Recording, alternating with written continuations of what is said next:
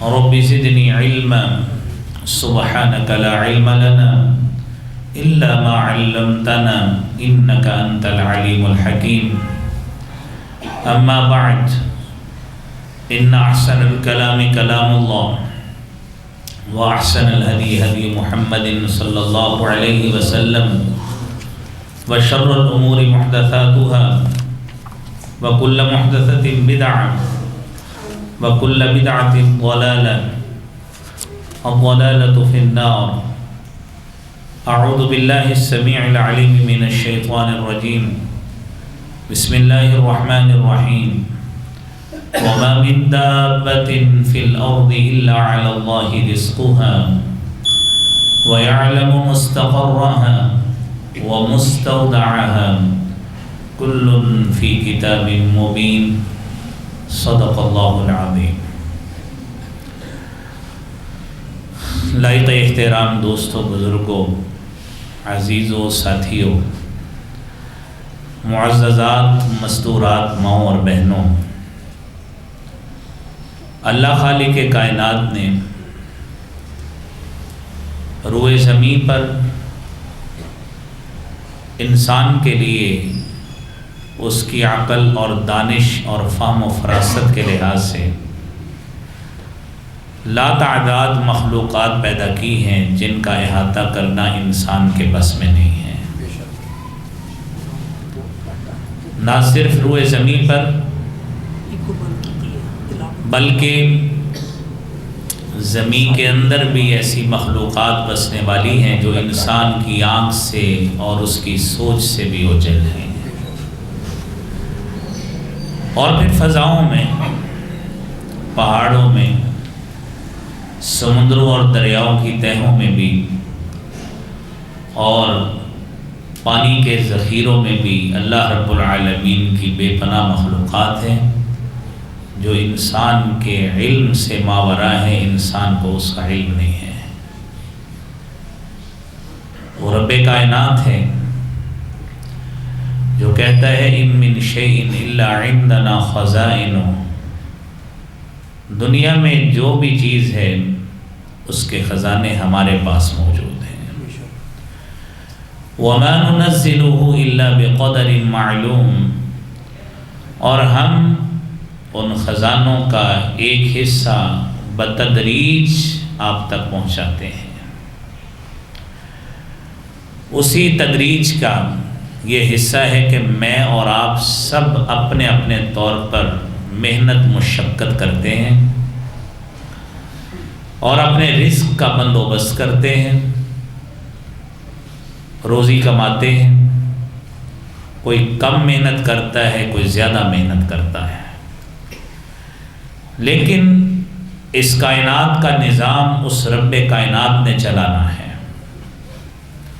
وہ بہتر سمجھتا ہے کہ اس کائنات کا نظام چلانے کے لیے کن کن اسباب کی ضرورت ہے،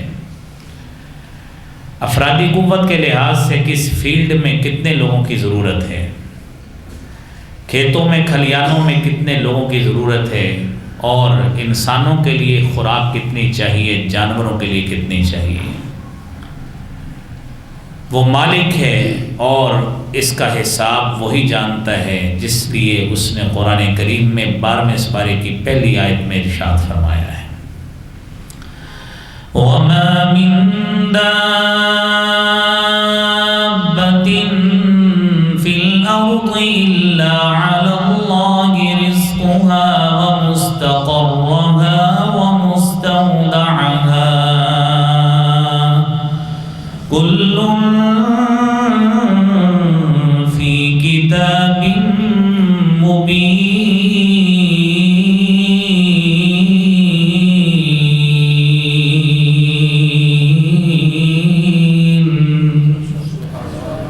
روئے زمین پر بسنے والی چاہے سینکڑوں کیا، ہزاروں کیا، لاکھوں کیا، کروڑوں کیا، لا تعداد مخلوقات بھی ہوں، لیکن ان کا حساب اللہ رب العالمین کو ہے۔ انسان کی عقل اور دانش اس کا احاطہ نہیں کر سکتی۔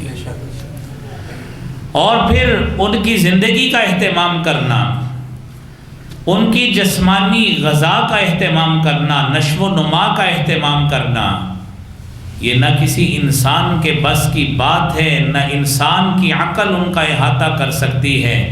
وہ مالک کہتا ہے ما من دابۃ الا علی اللہ رزقها، کہ ان کا رزق، اس کا بندوبست وہ میرے ذمے ہے، میں خالق ہوں اور میں مالک ہوں، مجھے اللہ رب العالمین کہا جاتا ہے۔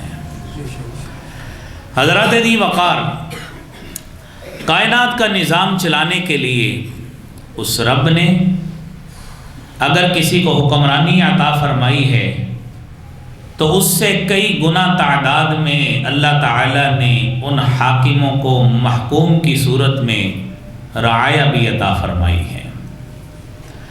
اگر ایک شخص کسی ادارے کا سربراہ ہوتا ہے تو سینکڑوں اور ہزاروں کی تعداد میں لوگ اس کے متحد بھی ہوتے ہیں۔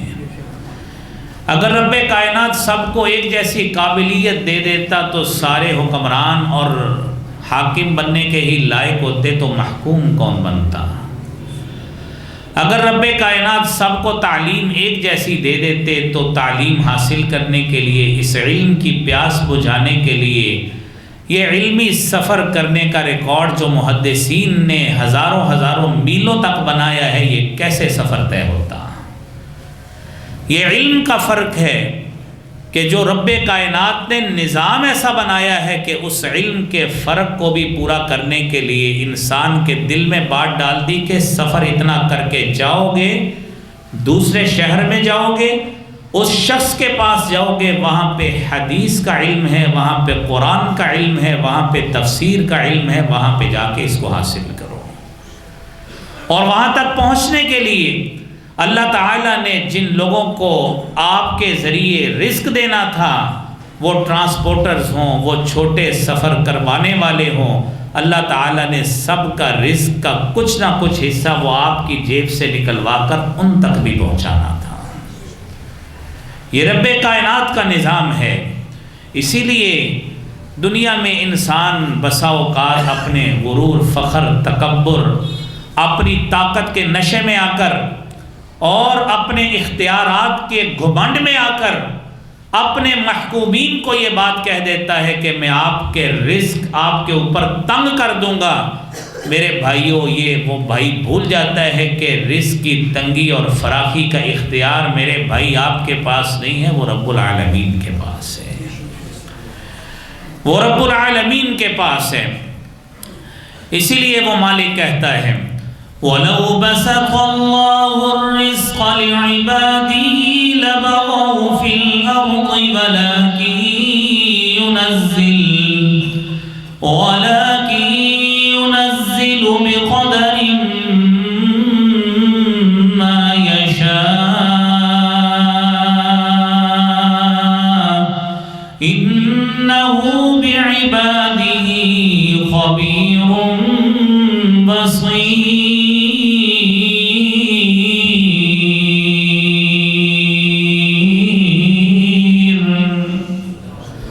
وہ رب کائنات کے پاس تو خزانے اتنے بڑے ہیں۔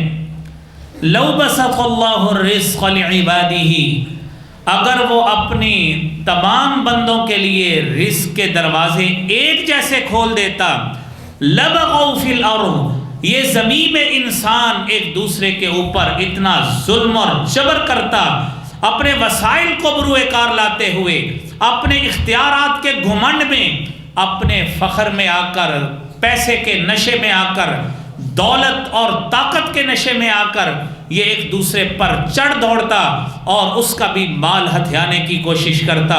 میرا مالک کہتا ہے وَلَكِنْ يُنَزِّلْ بِقَدَرٍ مَا يَشَاءُ، یہ کتنا دینا ہے، کس وقت دینا ہے، کس وقت اس کے لیے رزق کے خزانے کھولنے ہیں، کس وقت اس کے کاروبار میں اس کو بے حد فائدہ پہنچانا ہے، کس وقت اس کو تنگی دینی ہے، کس وقت رزق کی فراوانی کرنی ہے، اس کا اختیار، اس کا موقع یہ میں مالک ہوں جو بہتر جانتا ہوں۔ اگر ہر وقت ایک ہی جیسا ہر کسی کو میں دولت میں فراوانی دے دیتا اور اختیار دے دیتا، تصرف دے دیتا، یہ ایک دوسرے کو ہلاک کر دیتے، بغاوت کر دیتے، چڑھائی کر دیتے۔ لیکن میں مالک ہوں، وَلَكِنْ يُنَزِّلُ بِقَدَرٍ مَا يَشَاءُ، میں اپنے اندازے کے مطابق انہیں رزق بھیجتا ہوں جس کے مطابق یہ ساری زندگی محنت کر کے اس کی فکر میں لگے رہتے ہیں۔ یہ رب کائنات کا نظام ہے۔ اور جب انسان یہ سوچتا ہے کہ میں شاید آپ کے رزق کا اہتمام کرتا ہوں، لہذا میری قصیدے پڑھو، میرے لیے اچھے کلمات بولو، ان اللہ هو الرزاق ذو القوۃ المتین، وہ مالک، وہ جو رزاق ہے، جو قوت والا ہے۔ آج دنیا میں اگر تھوڑا سا میرے کسی بھائی کو اختیار مل جاتا ہے، باس بن جاتا ہے، چاہتا ہے میرے قصیدے پڑھے جائیں تاکہ مجھے خوشی ہو، میرا دل باغ باغ ہو جائے، میں نے اس کو فیور دی۔ جس مالک نے آپ کو فیور دی ہے، آپ نے اس کے کتنے قصیدے پڑھے ہیں؟ آپ نے اس کے لیے، اس خالق و مالک کے لیے کتنی مرتبہ اپنی جبین کو اس کے سامنے جھکایا ہے؟ یہ تو آپ نے فیصلہ کرنا ہے۔ لیکن سنیے، اَهُمْ يَقْسِمُونَ رَحْمَةَ رَبِّكَ نَحْنُ قَسَمْنَا بَيْنَهُمْ مَعِيشَتَهُمْ فِي الْحَيَاةِ الدُّنْيَا وَرَفَعْنَا بَعْضَهُمْ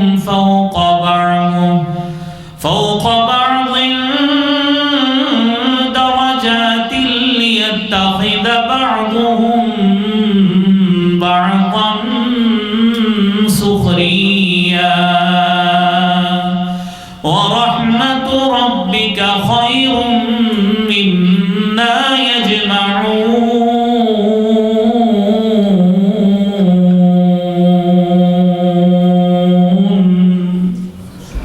اَهُمْ يَقْسِمُونَ رَحْمَةَ رَبِّكَ، یہ لوگ اپنے رب کی رحمت کو تقسیم کرنے پہ آ گئے ہیں۔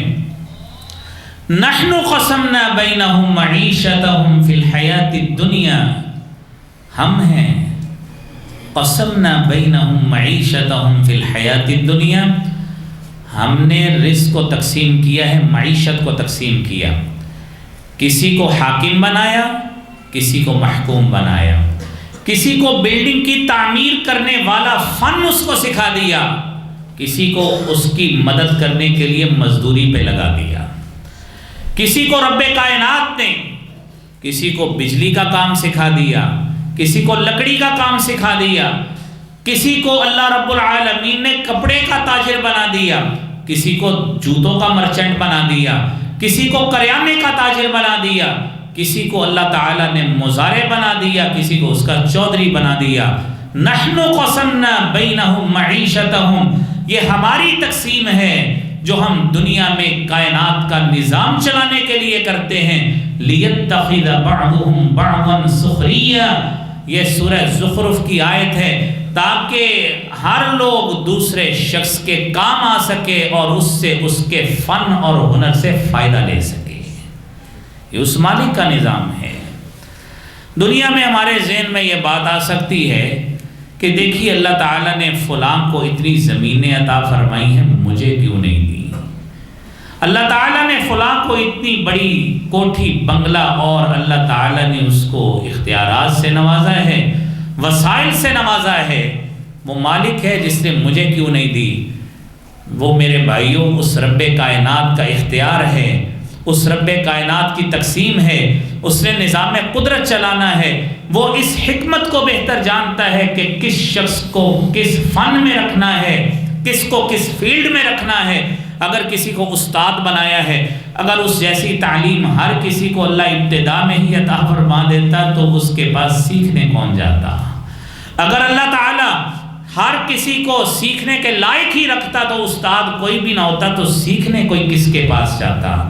یہ اس مالک نے یہ نظام قائم کیا ہے کہ آؤ یہ سارے کے سارے اس نظام پہ غور کرو کہ میں نے کائنات کے نظام کو چلانے کے لیے یہ سارا نظام ترتیب دیا ہے۔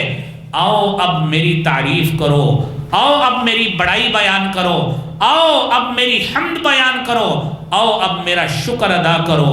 لَإِن شَكَرْتُمْ لَأَزِيدَنَّكُمْ، اگر اس نظام کائنات چلانے پر اگر اپنے مالک کی قدرت کا تم اقرار کرتے ہو اور اس کو تسلیم کرتے ہو، آؤ میرے سامنے اپنی جبین جھکا کر سجدے میں پڑھ کر میرے سامنے جھک کر اس بات کا اقرار کرو کہ واقعتاً اللہ جل مجدہ الکریم کی ذات ہے کہ کارخانہ قدرت چلانے کا اختیار اس کے علاوہ کسی کو سمجھ آ سکتا ہی نہیں ہے۔ حضرات دی وقار، اللہ رب العالمین نے اس کائنات کا نظام چلانے کے حوالے سے، اس رزق کا بندوبست کرنے کے حوالے سے، وہ باطل سوچ اس کا بھی قرآن کریم میں اللہ تعالیٰ نے انکار ساری زندگی کے لیے لکھ دیا کہ تم لوگ جب کائنات میں قرآن کریم کا نزول جناب رسول اقدس صلی اللہ علیہ وسلم پہ ہو رہا تھا، بت پرستی کا رواج تھا، بت پرستی کا دورہ تھا، رب کائنات کی عبادت اور خالص اسی کی عبادت کرنا یہ بڑا ہی مشکل تھا اہل توحید کے لیے، اور جناب محمد الرسول اللہ صلی اللہ علیہ وآلہ وسلم آپ کے فالوورز اور متبعین کے لیے کہ پورے مکہ میں ساری محنت کے باوجود چند سو کی تعداد میں آپ کے حلقہ احباب میں لوگ آئے جو حلقہ بگوش اسلام ہوئے، اور پھر اس دور میں یہ لوگوں کا یہ باطل عقیدہ لوگوں میں مسلم شدہ تھا، تسلیم شدہ تھا، اور لوگ اس پر اتراتے تھے اس عقیدے پر کہ ہمارے رزق کا بندوبست تو فلاں بت کرتا ہے، وہ فلاں طاقت رزق کے حوالے سے، وہ تو فلاں ہمارے دیوتا کے پاس ہے۔ یہ باطل عقیدہ یہ بڑی دیر تک لوگوں میں نفوذ پذیر رہا۔ اللہ تعالیٰ نے جناب محمد رسول اللہ صلی اللہ علیہ وآلہ وسلم کو نبی بنا کے بھیجا، اور آپ نے لوگوں کے اس باطل نظریے کی نفی اس انداز سے کی، ان الذین تعبدون من دون اللہ لا یملکون لکم رزقا فابتغوا عند اللہ الرزق واعبدوہ واشکروا لہ الیہ ترجعون۔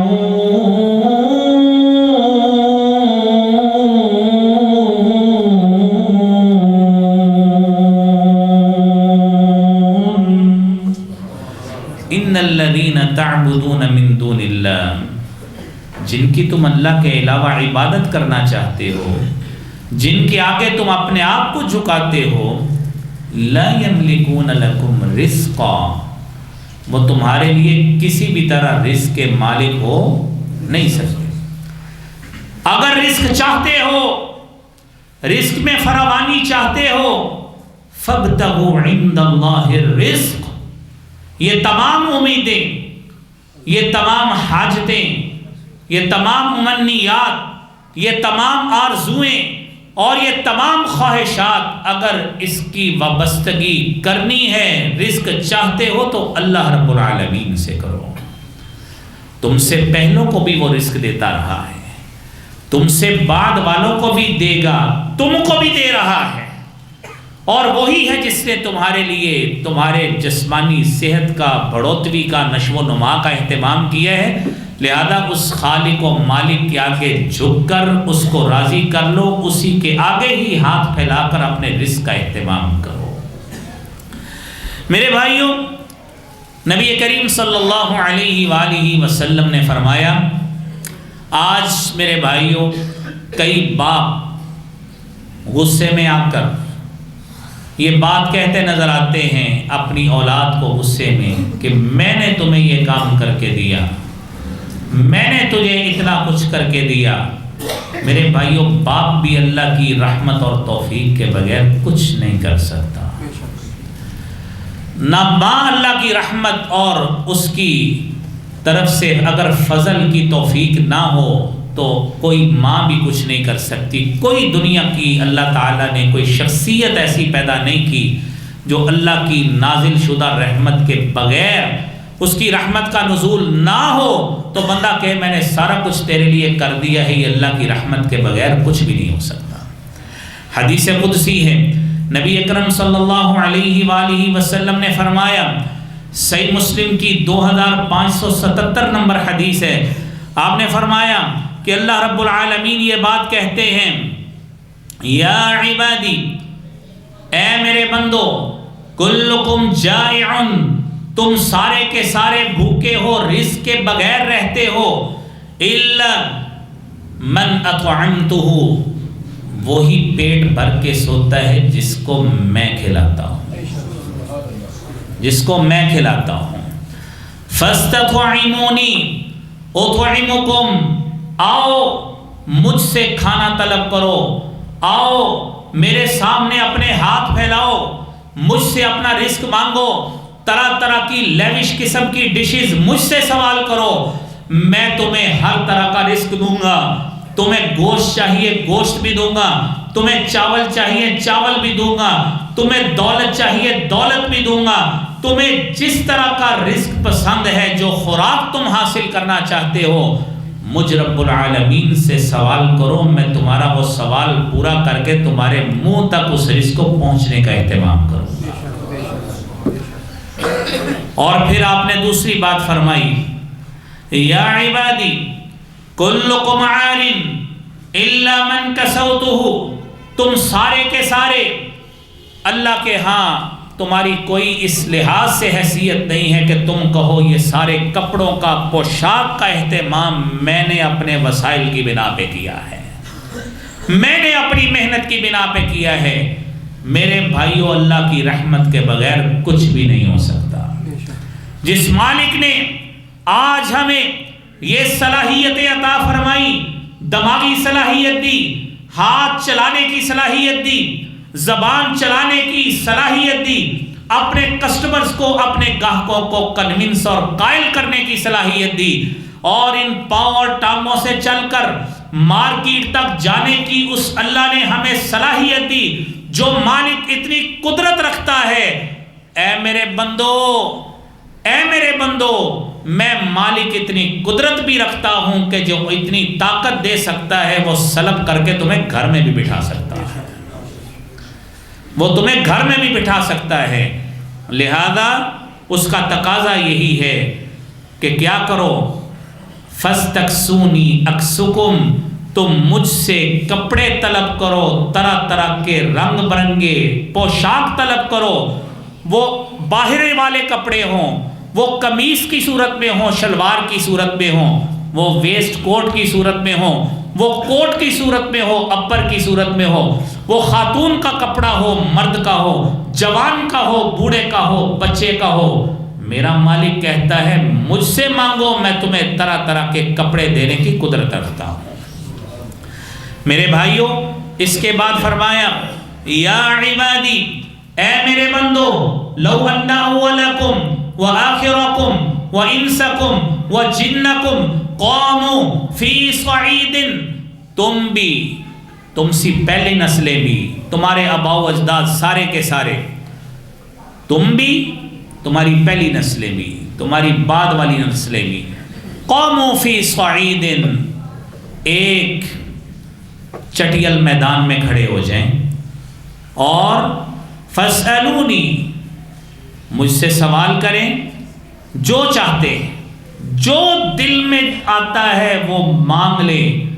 میرا مالک کہتا ہے فَأَعْطَيْتُ كُلَّ إِنسَانٍ مَسْأَلَتَهُ، دنیا میں میرا بندہ جو مجھ سے چاہے وہ مجھ سے مانگے، اور میں ہر کسی کو اس کی ذہنی صلاحیت اور اس کی ذہنی اپروچ، اس کی مینٹل اپروچ کے اکارڈنگ جو وہ چاہتا ہے میں اس کو عطا کر دوں۔ اس کے بعد ما نقص ذلك، یہ میرے خزانے میں کچھ کمی نہیں ہوگی، اتنی ہی ہوگی، الا كما ينقص المخيط اذا ادخل البحر، اتنی ہی کمی ہو سکتی ہے کہ سوئی کو کسی سمندر میں ڈبو کر نکال لیا جائے، جتنا ایک سوئی سمندر کا پانی کم کرتی ہے، تصور کریں میرے خزانے میں اتنی بھی کمی نہیں آتی۔ وہ میرا مالک ہے۔ آج میرے بھائیوں، دنیا میں انسان دولت کے جب پیچھے لگتا ہے، حالانکہ وہ مالک و رازق ہمارا اتنا ہمارے اوپر کرم فرماتا ہے کہ مہنگائی کے اس دور میں جہاں پہ ہر انسان اپنے طور پہ پریشان ہے اور اپنے طور پہ رزق میں بے برکتی کی شکایت کرتا ہے، اور آپ تصور کریں ہمارے بزرگ بھی یہاں پہ اس مجلس میں اور اس جمعہ کے خطبہ کو سننے کے لیے تشریف لائے ہیں۔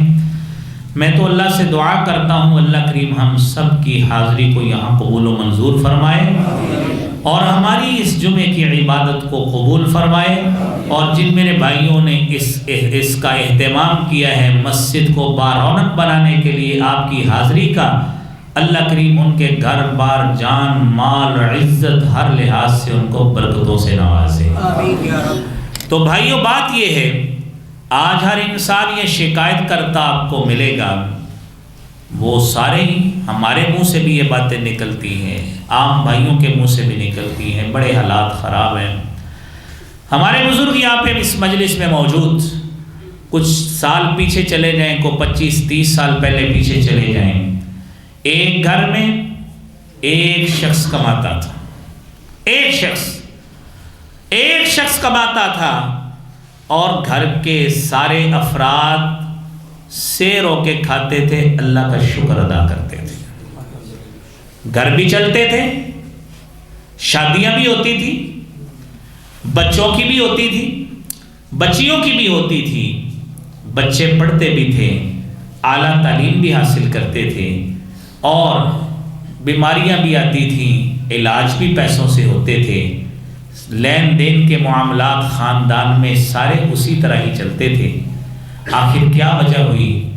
وقت نے ایسا پلٹا کھایا کہ آج ایک گھر میں اگر 5-6 افراد ہیں اس میں آدھے کماتے ہیں، اور پھر ایک شخص ایک کام نہیں 2-2 3-3 کام کر رہا ہے، 2-2 3-3 کام، صبح کو کچھ کام کر رہا ہے، سائیڈ بزنس تھوڑا سا ساتھ چلایا ہوا ہے، تو اس کے باوجود آپ اس سے پوچھیں حالات کیا ہیں، کہتے جی بہت مندے حالات ہیں۔ آخر سبب کیا ہے؟ سبب کیا ہے؟ یہ تو ہم سارے اسی معاشرے سے ہی تعلق رکھتے ہیں، اور ہم سارے ایک ہی گندم وہی ہم بھی کھاتے ہیں، آپ بھی، ہم سارے وہی کھاتے ہیں، ہمارے آباء و اجداد بھی موجود ہیں۔ آیا کہیں ہم نے اپنی اولاد کو بوجھ تو نہیں اپنے اوپر سمجھ لیا؟ یہ سوچنے کی بات ہے کہ ہم نے یہ سوچ لیا ہو کہ اولاد یہ ہمارے اوپر بوجھ بن گئی ہے۔ حالانکہ حدیث میں آتا ہے ان اولادکم من کسبکم، یہ تمہاری کمائی ہے، تمہاری ہی نسل چلتی ہے، لہذا ان کے رزق کا تو اہتمام کرنا، وہ مالک اتنی وسعت و قدر و منزلت والا ہے کہ اس نے قرآن کریم میں 2 جگہ پر یہ بات فرمائی، لا تقتلوا أولادكم خشية إملاق نحن نرزقهم وإياكم إن قتلهم كان خطأ كبيرا۔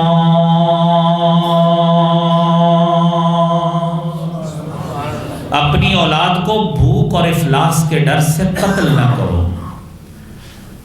اب بھوک اور افلاس کے ڈر سے قتل کرنے کے کئی معنی ہیں، کہ ایک تو یہ ہے کہ اس کو نس بندی کر دی جائے بغیر کسی وجہ کے، نہ کوئی طبی مسئلہ ہے نہ کچھ، تو بندہ سمجھے ہی میری اولاد میرے اوپر بوجھ بن جائے گی، یا اولاد کے لیے رزق حلال کمانے کی انسان کوشش کرے تو اس کو بھی بوجھ سمجھے۔ تو جب رزق حلال کمانے کو بھی بوجھ سمجھتا ہے تو بھائیوں پھر رزق میں برکت کیسے آئے گی؟ یہ اولاد یہ رب العالمین نے ہمیں جو عطا فرمائی ہے، میرے بھائیوں اس اولاد کی بھی قدر کریں، اور اگر اللہ نے ہمارے بڑھاپے میں والدین بھی ہمیں خدمت کے لیے دے دیے ہیں تو اس کی بھی ہمیں قدر کرنی چاہیے، رب کا شکر ادا کرنا چاہیے۔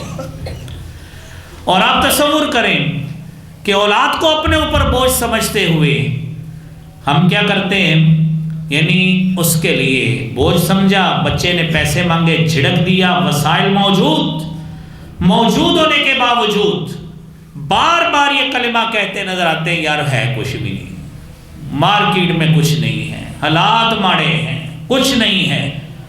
تو حدیث قدسی ہے انا عند ظن عبدی بی، میرا مالک فرماتا ہے میں اپنے بندے کے گمان کے مطابق ہوتا ہوں. ایک دن ہم کہتے ہیں ہمارے پلے کچھ نہیں ہے، 4 دن بعد بچے کی شادی ہوتی ہے تو لاکھوں روپیہ بھی لگا جاتے ہیں، وہ کہاں زمین سے کیسے نکلتے ہیں. یہ ہمیں سوچنا چاہیے، یہ سوچنا چاہیے، فکر کرنی چاہیے. گھر میں گاڑی بھی کھڑی ہے.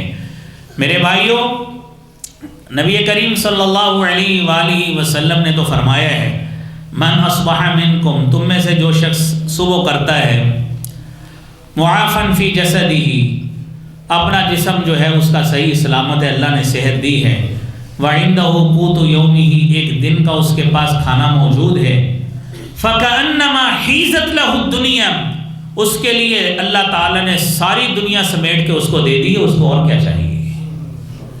ہمارے گھر میں کم از کم ایک مہینے کا راشن ہوتا ہے، ہم پھر بھی ناشکری کرتے نظر آتے ہیں. اس مالک کا کتنا بڑا فضل ہے جس نے 1 سال کے دانے ہمارے گھروں میں رکھے ہوتے ہیں، ہم پھر بھی روتے نظر آتے ہیں. اس کا مطلب یہ ہے ایمان اور یقین کی کمی ہے. اگر ایمان اور یقین کی کمی نہ ہوتی تو ہم کبھی بھی ایسی باتیں نہ کہتے. اور یاد رکھیے اگر ایمان میں کمی ہے، اللہ پہ یقین کی اصل کمی ہے. رب کو تو ہم مانتے ہیں، اسی کے لیے ہی سجدہ کرنے سارے آئے ہیں، اسی کے نبی کے بتائے ہوئے اصول کے مطابق آپ ماشاءاللہ سارے مسجد کی رونق بنے ہیں، اتنے پر نور چہرے. اللہ کریم ہمارا یہ جمعہ اپنی بارگاہ میں قبول و منظور فرمائے. اتنی یعنی جب ہر ہاتھ میں ہمارے پاس پوری دنیا کا خزانہ موبائل کی صورت میں موجود، دنیاوی لحاظ سے، لیکن ہم اس کو چھوڑ کر مسجد میں آئے ہیں. جب اتنا کچھ کر کے آئے، اس مالک کے لیے شکر کے کلمے بولنے چاہیے، اس پہ یقین کامل رکھیں. انشاءاللہ اللہ تعالیٰ دولت کے خزانے ہمارے اوپر نازل کر دے گا. آپ قرآن کریم کو سماعت فرمائیں. اللہ رب العالمین نے قرآن کریم میں جن چیزوں کا بیان کیا ہے، من عمل صالحا من ذکر او انثى وهو مؤمن فلنحيينه حياة طيبة وَلَنَجْزِيَنَّهُمْ أَجْرَهُمْ بِأَحْسَنِ مَا كَانُوا يَعْمَلُونَ.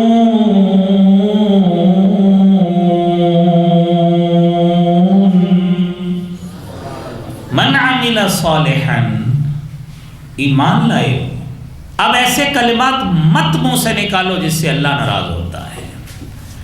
مت نہ شکری کے کلمے زبان سے نکالو. اب نیک عمل کرو. میں خالق ہوں، میں مالک ہوں.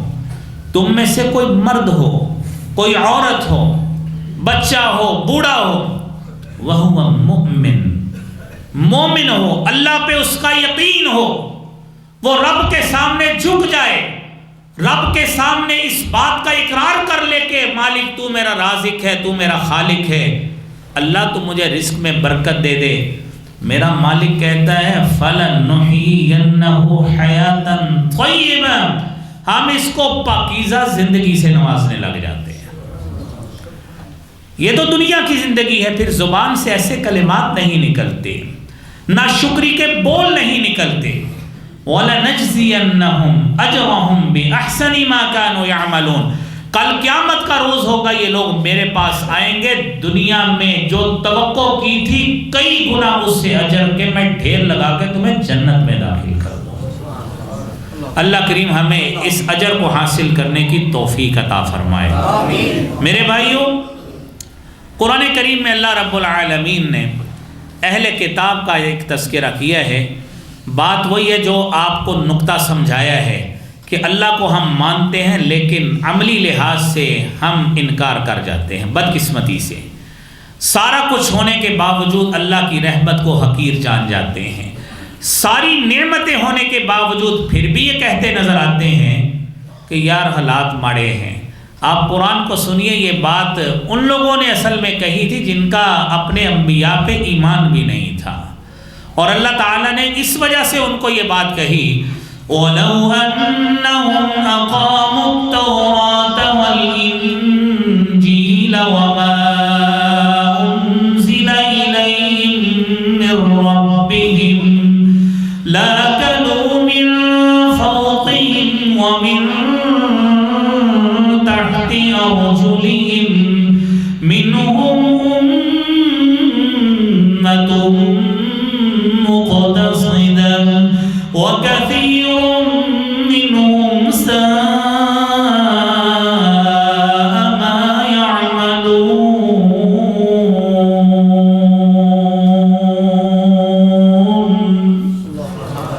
سے پہلے اہل کتاب ان کا دورہ تھا، یہودی بھی تھے، عیسائی بھی تھے، تورات اور انجیل کی طرف نسبت کرنے والے تھے، لیکن بات یہ تھی کہ نہ تورات والوں نے تورات کو اپنے اوپر نافذ کیا، نہ انجیل والوں نے انجیل کو اپنے اوپر نافذ کیا۔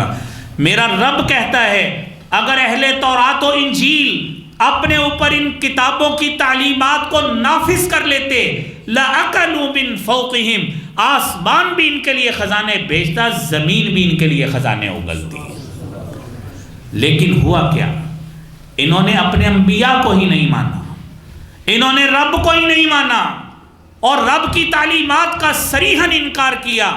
اور آپ نے قرآن کریم میں جو من و سلوہ کا اور دیگر انبیاء کا اور ان کی امتوں کا تذکرہ سنا ہے، وہ آہستہ آہستہ نہ صرف ساری نعمتیں چھنی، بلکہ اللہ تعالیٰ نے ان کو صفحہ ہستی سے ایسے مٹایا کہ لَمْ يَغْنَوْا فِيهَا، گویا وہ بستی پر آباد ہی نہیں تھے، اللہ تعالیٰ نے ان کو اس طرح ملیا میٹ کر کے رکھ دیا۔ اللہ کریم میرے بھائیوں ہمیں ایسے انجام سے محفوظ فرمائے۔ ہمارے لیے سبق کیا ہے؟ 9واں سپارہ ہے، سورہ اعراف ہے۔ وَلَوْ أَنَّ أَهْلَ الْقُرَىٰ آمَنُوا وَاتَّقَوْا لَفَتَحْنَا عَلَيْهِمْ بَرَكَاتٍ مِّنَ السَّمَاءِ وَالْأَرْضِ وَلَكِنْ كَذَّبُوا فَأَخَذْنَاهُمْ بِمَا كَانُوا يَكْسِبُونَ۔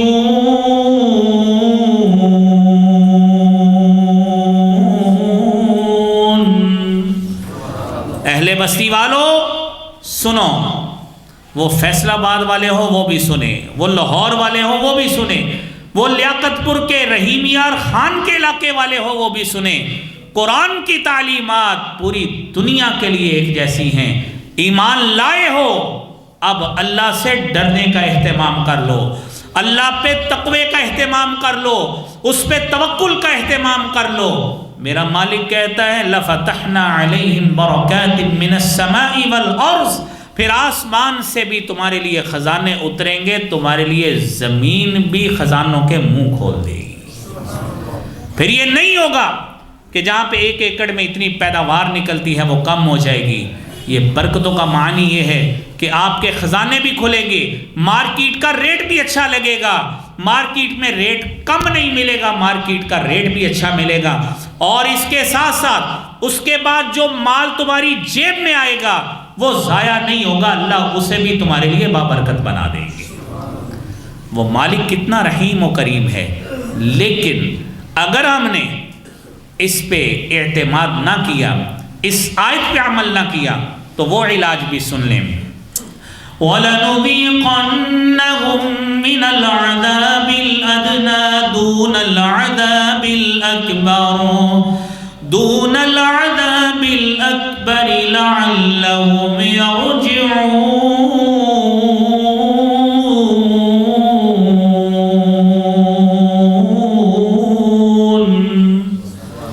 اللہ کہتے ہیں کہ پھر میرا عذاب ایسا ہے کہ یہ اس طرح عذاب نہیں آئے گا کہ ساری کی ساری بستیاں صفحہ ہستی سے مٹ جائیں، ساری کائنات تباہ ہو جائے۔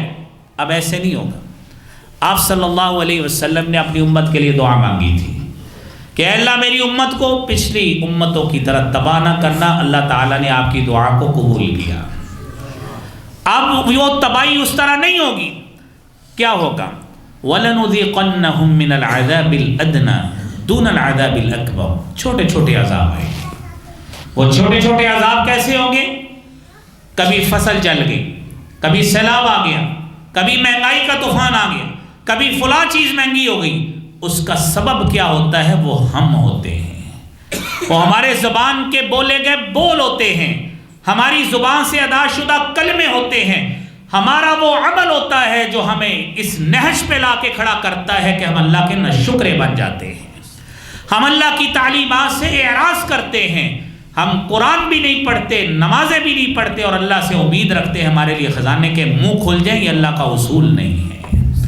اور یاد رکھیے من اعرض عن ذکری فإن له معیشة ضنکا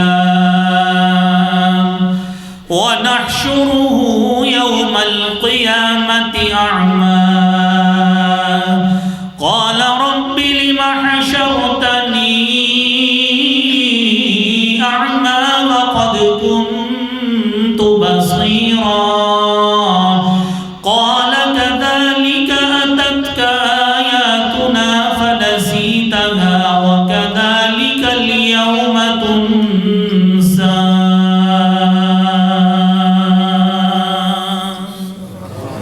جس نے میرے ذکر سے اعراض کیا.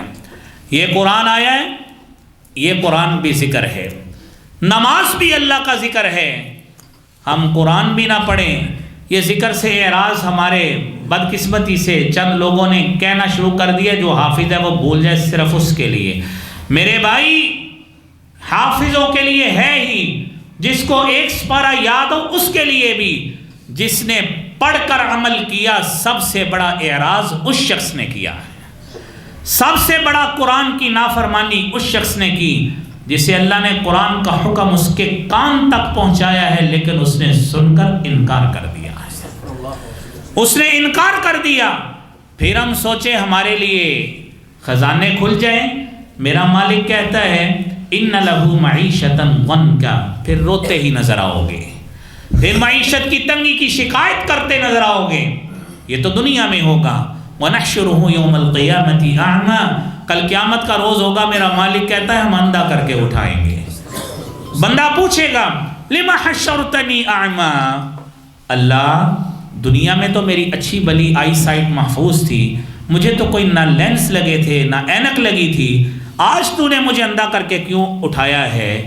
میں تو بڑے اچھے نوٹ بھی گنتا تھا، میں تو کپاس کی گندم کی فصل کی خود اپنی نظر سے بوریاں بھرواتا تھا، کنڈے پہ تکڑی پہ میں اس کا وزن کرواتا تھا، اس کی تعداد اپنی انگلیوں سے گنتا تھا، سارا کچھ کرتا تھا.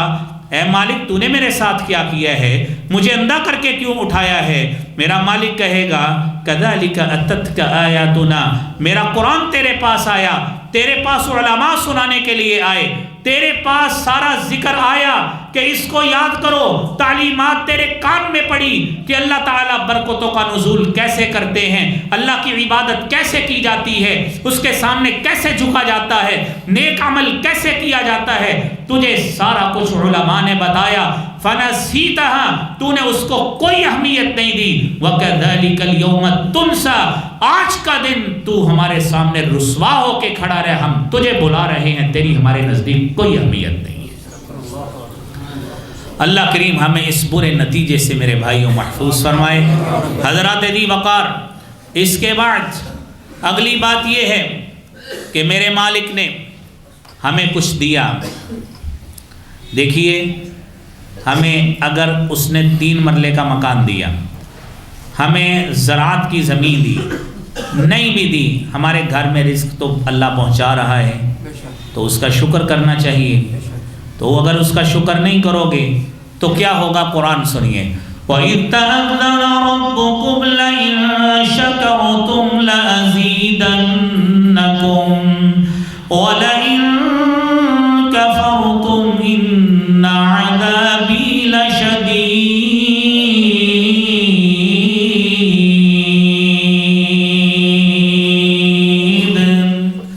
تمہارے رب نے خبردار کیا ہے، تمہیں وارن کیا ہے اور ساتھ خوشخبری بھی دی ہے.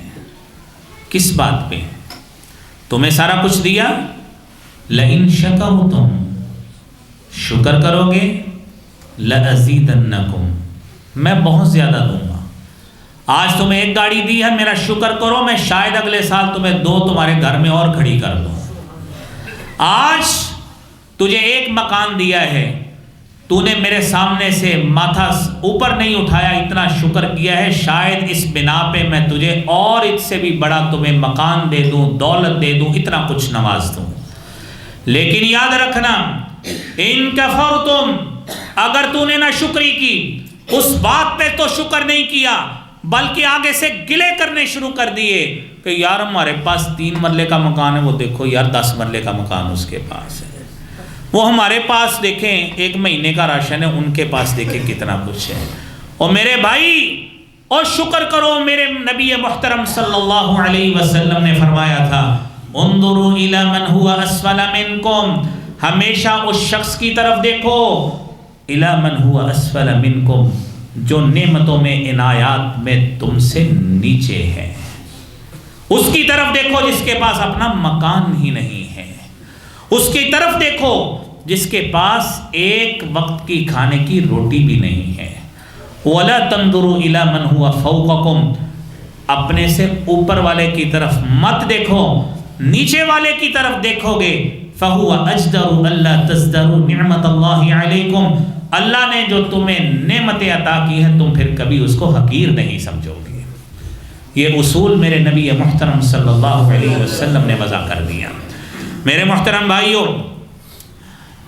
جہاں پر ہم نے اللہ کا شکر ادا کرنا ہے وہاں پر 7 دعاؤں کا اہتمام کرنا ہے۔ الدعاء سلاح المومن، دعا مومن کا ہتھیار ہے۔ رسالت مآب صلی اللہ علیہ وآلہ وسلم دعا فرمایا کرتے تھے۔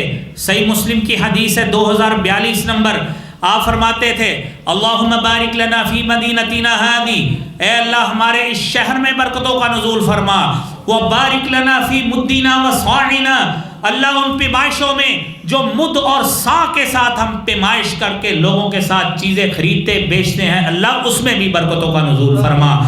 اور اس کے ساتھ ساتھ نبی کریم صلی اللہ علیہ وآلہ وسلم یہ دعا کرتے تھے اللہ اس کے غلے میں اور اس کے پھلوں میں بھی برکتوں کا نزول فرما۔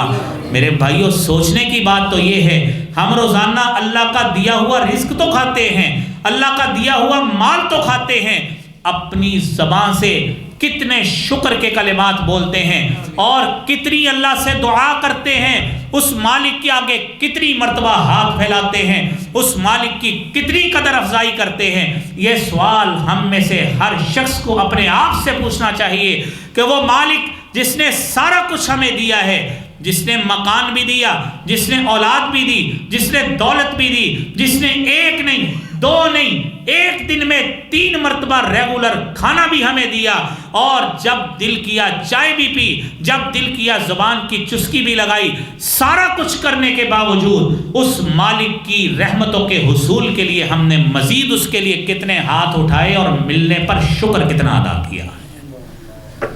یہ میرے بھائیوں یہ سوچنے کا مقام ہے۔ اگر ہم اس نتیجے پہ پہنچ جاتے ہیں تو میرے بھائی یہ سبق مجھے بھی یاد ہے تو پھر آپ کو بھی یاد ہے۔ اگر اس خطبے کو سننے کے بعد، اگر اس بات کو سننے کے بعد ہماری سوچ میں، ہماری فکر میں اور ہمارے طور اتوار میں، ہمارے رویوں میں تبدیلی نہیں آتی تو میرے بھائیوں پھر سننے کا کوئی فائدہ نہیں ہے۔ بات یہ ہے کہ جو بات ایک سنی ہے، جس طرح آپ نے حضرت علی رضی اللہ تعالیٰ عنہ کو فرمایا تھا، اگر آپ کی وجہ سے ایک بندہ بھی راہ ہدایت پہ آتا ہے، خیر لک من حمر النعم، یہ تمہارے لیے V8 پراڈو اور لیموزین سے بھی بہتر ہے، جو اس وقت کی سرخ اونٹ سواری تھی، سب سے اعلیٰ ترین سواری تھی۔ میرے نبی نے فرمایا علی تیرے لیے سرخ اونٹوں سے بہتر ہے کہ تیرے لیے تیری وجہ سے، تیری کوشش سے اور تیرے کو ترغیب دینے سے ایک بندہ بھی راہ ہدایت پہ آ جاتا ہے۔ تو بھائیوں اس کی کوشش کیا کریں، اپنے گھروں میں اپنی بیویوں کو، اپنے بچوں کو، اپنی اولادوں کو اس بات پہ ترغیب دیں کہ وہ مالک جس نے آپ کو دیا ہے اس کے آگے جھکا کریں، اس کے آگے ہاتھ پھیلایا کریں، اس کے لیے شکر کے کلمات بولا کریں۔ اور میرے بھائی یہ بات ذہن میں رکھیے کہ جب بھی بندہ اللہ کے رستے میں آتا ہے، جس مالک نے دیا ہے، یقینی بات ہے اس کا حق بھی تو نکالنا چاہیے، اس کے راستے میں خرچ بھی کرنا چاہیے، اور یہ یقین ہونا چاہیے کہ کبھی صدقے سے یا اللہ کے راستے میں دینے سے مال کم نہیں ہوتا۔ قرآن کریم کی آیت کو سماعت فرمائیں، اللہ رب العالمین فرماتے ہیں وَمَا أَنفَقْتُم مِّن شَيْءٍ فَهُوَ يُخْلِفُهُ، آپ جو اللہ کے راستے میں خرچ کرتے ہیں اللہ تعالیٰ اس کے مطابق، اس کے متبادل تمہیں مزید رزق سے نوازتے ہیں۔ اب بات تو یقین کی ہے، بات یقین کی ہے، اور حدیث میں آتا ہے ما نقصت صدقۃ من مال، آپ کا کیا گیا صدقہ کبھی بھی آپ کے مال میں کمی کا باعث نہیں بن سکتا۔ اور حدیث میں آتا ہے نبی کریم صلی اللہ علیہ وسلم نے فرمایا ما من یوم، یہ صحیح بخاری اور مسلم کی حدیث ہے، ما من یوم، کوئی دن ایسا نہیں ہے، یصبح العباد، جب بندہ صبح کرتا ہو، الا وملکان ینزلان، اللہ کی طرف سے 2 فرشتے اترتے ہیں، اور 2 فرشتے اتر کر یہ دعا کرتے ہیں اللہم اعط منفقا خلفا، اے اللہ جس بندے نے تیرے رستے میں تیرے دیے گئے مال سے خرچ کیا ہے، اللہ اسے مال کے ڈھیروں سے نواز دے، اس کو مال کے ڈھیروں سے نواز دے، خزانوں سے نواز دے۔ یہ تو اس شخص کے لیے ہے جو اپنے مال سے خرچ کرتا ہے۔ اور دوسری بات اللہم اعط ممسکا تلفا، اور اے اللہ جو رزق تو نے دیا، جس کا اسباب تو نے مہیا کیے، جس کے لیے انسان کو عقل، فہم، فراست تو نے عطا فرمائی، اس عقل اور دانش کو بروئے کار لاتے ہوئے اس نے مال کمایا، رزق کا بندوبست کیا، سارا کچھ حاصل کرنے کے باوجود جب تیرے رستے میں خرچ کرنے کی باری آئی، ہاتھ تنگ کر لیا، اور کسی حاجت مند کو، ضرورت مند کو اس کی ضرورت محسوس کرنے کے باوجود اپنا ہاتھ تنگ کیا، اللہم اعطی ممسکا تلفا، فرشتے دعا کرتے ہیں اے اللہ اس کے رزق کو تالے لگا دے، تنگ کر کے رکھ دے، اس کی معیشت کو تنگ کر دے۔ اللہ کریم ہمیں اس برے نتیجے سے میرے بھائیوں محفوظ فرمائے۔ اور یہ یاد رکھیے جی، اور یہ بات میرے بھائیوں ذہن میں رکھیے کہ یہ مال کمانا ہے، یہ رزق کمانا ہے، ہمیشہ اس کو اللہ کی طرف سے ایک ڈیوٹی سمجھ کر، یہ سمجھ کر کہ میں اپنی اولاد کے لیے نکل رہا ہوں، میں عبادت کے لیے نکل رہا ہوں، اس میں وہ تمام معاملات کو انجام دینا ہے، جھوٹی قسم نہیں کھانی۔ نبی اکرم صلی اللہ علیہ وسلم نے فرمایا آپ تجارت کریں، جس قسم کی مرضی کریں، البیعان بالخیار، یہ 2 خرید و فروخت آپس میں کرنے والے آپس میں اختیار رکھتے ہیں، سودا بیچیں یا سودا ختم کر دیں۔ فَإِن صَدَقَا، اگر سچ بولیں گے، بیچنے والا بھی خریدنے والا بھی کسی جھوٹ کا سہارا نہیں لیتے، کوئی مال کی ایسی فضیلت بیان نہیں کرتے جو اس کے اندر نہ ہو، صحیح فضیلت بیان کریں، یہ میرا مال فلاں برانڈ کا ہے، یہ فلاں چیز ہے، جھوٹی موٹی فضیلتیں بیان نہیں کرتے۔ صدقہ بورک لہما فی بیعہما، تو ان دونوں کے خریدنے والے اور بیچنے والے دونوں کے مال میں اللہ کی طرف سے برکتیں حاصل ہو جاتی ہیں۔ وَإِن كَتَمَ، اور اگر مال کچھ تھا دیا کچھ، سیمپل کچھ دکھایا لاٹ کچھ اور اٹھوائی، دکھایا کچھ سودا کسی چیز کا کیا اور دیا مال سب سٹینڈرڈ اور ہلکا مال دیا، ناقص مال دیا، فرمایا وَإِن كَتَمَ مُحِقَ لَهُمَا فِي بَيْعِهِمَا، ان دونوں میں سے، ان دونوں کی تجارت میں سے، یعنی اگر دونوں داؤ پہ لگے یا ایک نے داؤ لگایا ہے، جس نے داؤ لگایا ہے اس کی تجارت میں سے اللہ برکت کو ویسے ہی اٹھا لیتے ہیں۔ پھر روتے رہیں کہ آج تو اتنے گاہک آئے تھے یار، پیسے پتہ نہیں کدھر گئے، آج تو اتنے گاہک آئے تھے، اتنا کمایا یار، رات کو بچے پہ اتنے پیسے لگ گئے۔ جس طرح کمایا تھا اللہ نے اسی طرح ہی نکال دیے، جس طرح جھوٹے سہارے لے کر مال اکٹھا کیا تھا اللہ نے تیرے لیے ویسا ہی سبب آگے بنایا، تیرے بھی ویسے ہی لگ گئے۔ میرے بھائیوں یہ بات سمجھنے والی ہے، اور آپ علیہ الصلوۃ والسلام نے یہ بات فرمائی، آپ نے اپنے صحابی حکیم بن حزام کو بڑی پیاری نصیحت کی، مال کو عبادت سمجھ کے حاصل کیجئے، تجارت کیجئے عبادت سمجھ کر، نبوی پیشہ سمجھ کر تجارت کیجئے، اولاد کے لیے نکلے۔ اور حدیث کو یاد رکھیں، آپ نے فرمایا ما تجعل فی فم امرأتک فہو صدقہ، آپ اپنی بیوی کے لیے، یہ خامدوں کو آئے دن نشہ چڑھ جاتا ہے بیویوں پہ احسان جتلانے کا، آپ نے فرمایا ما تجعل فی فی امراتک فہو صدقہ، اپنی بیوی بچوں کے لیے ایک لقمے کا اہتمام کرنے کے لیے بھی نکلتے ہیں، اللہ اس کو بھی صدقہ لکھ دیتے ہیں، اس کو بھی صدقہ لکھ دیتے ہیں۔ میں ہماری شریعت کتنی پیاری ہے۔ تو لہذا اس مال کو عبادت سمجھ کے کمائیں، لالچ کے ساتھ نہیں۔ آپ نے فرمایا یا حکیم ابن حزام، حکیم بن حزام سن لو، ان هذا المال خضرۃ حلوۃ، یہ مال یہ بڑا سرسبز اور شیرینی قسم کا ہوتا ہے، اس کا لالچ بڑا شیرینی قسم کا ہوتا ہے جو انسان کے دل میں آ جاتا ہے۔ اگر آپ اس کو شرف کے ساتھ عزت کے ساتھ کمانے کی کوشش کریں گے تو آپ کی تجارت میں اللہ برکتوں کا نزول فرمائیں گے۔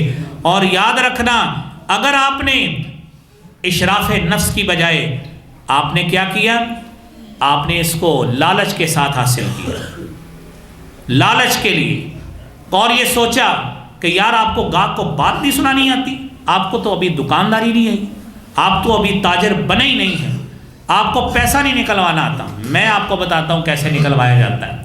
جھوٹی سچی سنا کے گاہک کو چکنی چوپڑی باتوں میں اور لالچ میں لا کر، جھوٹ بول کر، اپنے نرغے میں پھنسا کر اور اس کی جیب کاٹ کر، اور اپنے بھائیوں کو، اپنے عزیزوں کو، اپنے نوکروں کو کہتا ہے اس طرح پیسہ کماتے ہیں۔ فرمایا جس نے اس طرح پیسہ حاصل کیا، سخاوت نفس کی بجائے اپنے نفس کو بڑھانے کے لیے اور نفس کو اونچا کرنے کے لیے پیسہ حاصل کیا، کالذی یأکل ولا یشبع، صحیح بخاری کی 1472 نمبر حدیث، آپ نے فرمایا اس کی مثال اس شخص کی طرح ہے جو کھائی تو جاتا ہے لیکن کبھی اس کا پیٹ نہیں بھر سکتا۔ یہ ہے لالچ۔ میرے بھائیوں، آخری حدیث سنیے، نبی مکرم صلی اللہ علیہ وآلہ وسلم نے فرمایا رزق میں برکت چاہتے ہو اور رزق میں فراوانی چاہتے ہو جو میں کماتا ہوں اس میں اللہ تعالیٰ برکتوں کا نزول فرما دیں، اور اس میں اللہ تعالیٰ ہر لحاظ سے مجھے سخاوت نفس کی دولت سے نواز دیں، میرے اندر اللہ ایسی سوچ پیدا کر دے کہ میں اللہ کا دیا گیا مال اس کے راستے میں خرچ کروں، میرے رزق میں برکت ہو جائے۔ تو کیا کرنا ہے؟ نبی اکرم صلی اللہ علیہ وسلم نے فرمایا من سرہ ان یمد لہ فی اثرہ، اور کہ جو شخص اس کو یہ بات اچھی لگتی ہے، صحیح بخاری کی 5985 نمبر حدیث ہے، فرمایا من سرہ ان یبسط لہ فی رزقہ، کہ وہ چاہتا ہے کہ اس کے رزق میں اللہ تعالیٰ فراوانی عطا فرما دے، کسائش پیدا کر دے، وہ امیر ہو جائے، وَيُنْسَى لَهُ فِي أَثَرِهِ، اور لمبی زندگی اللہ اس کو عطا فرمائے، فَلْيَصِلْ رَحِمَهُ، اپنے رشتہ داروں کے ساتھ اچھے تعلق رکھے، ان کو کاٹے نہیں۔ یہ چھوٹا سا سبق میرے بھائیوں ذہن میں رکھیں۔ آج کی بات کا خلاصہ یہ ہے، لو لگائیں اللہ سے، امید لگائیں اللہ سے، اور یہ بات ذہن میں رکھیں کہ رزق دیا بھی اس نے ہے، فراوانی بھی وہ کرتا ہے، تنگی بھی وہ کرتا ہے۔ اس نے آپ کو ملینئر بنایا ہے یا آپ کو تنگ دست رکھا ہے، اس کی مشیت پہ راضی رہے، جو دیا ہے اس پہ شکر کریں، اللہ پہ توکل کریں، اللہ پہ بھروسہ کریں۔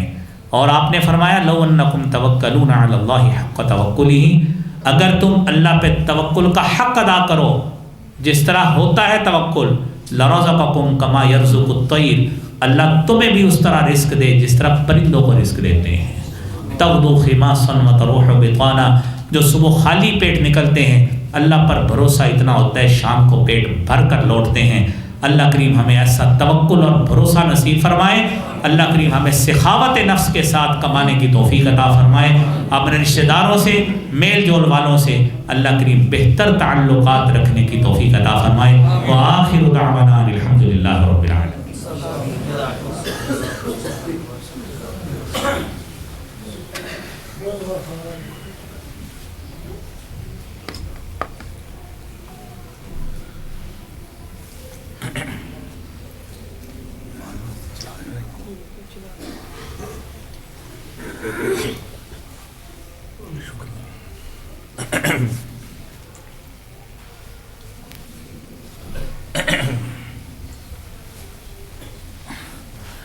ان الحمد للہ نحمده ونستعینه ونستهدیه ونعوذ باللہ من شرور انفسنا ومن سیئات اعمالنا واشهد ان لا اله الا الله وحده لا شريك له